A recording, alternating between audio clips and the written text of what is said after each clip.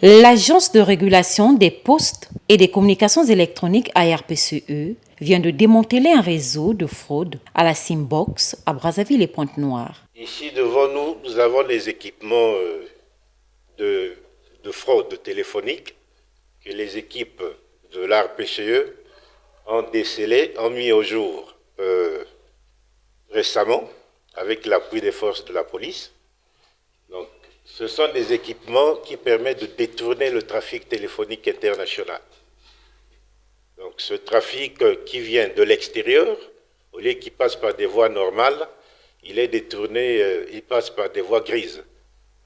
Ça fait que les revenus échappent aux opérateurs et en même temps à l'État. Ces fraudeurs utilisaient des SIM ougandais installés dans un serveur délocalisé. Les SIM ne sont pas ici, les SIM sont délocalisés. Ça peut se trouver dans un autre pays, dans ce cas ça pouvait se trouver en Ouganda ou ailleurs. Vous voyez? Donc nous, on a dû s'équiper en conséquence et c'est la raison pour laquelle nous, on doit toujours investir sur la veille technologique. Sinon, c'est la fraude qui prend le devant et nous et vous, qui sommes en même temps des abonnés, seront exposés à la criminalité, à la fraude et à tous les délits que vous connaissez qui passent derrière les téléphones.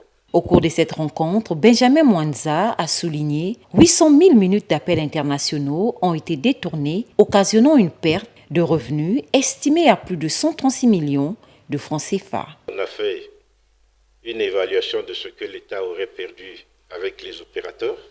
On est autour de 136 millions de pertes.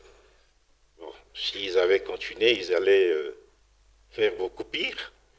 Mais il faut dire qu'on a dû s'équiper en conséquence parce que ces fraudeurs ont fait aussi évoluer leur mode opératoire. Des actes jugés illégaux et condamnables sous peine d'emprisonnement et d'amende a laissé entendre le directeur des réseaux et services de communications électroniques de l'ARPCE.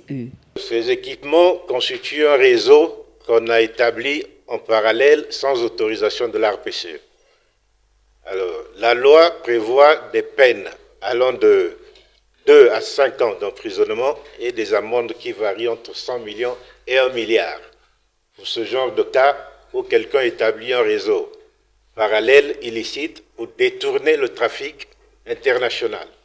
Et pire encore que dans ce cas, c'est un réseau qu'ils ont mis en place pour détourner pas seulement le trafic international entrant, mais aussi le trafic international sortant.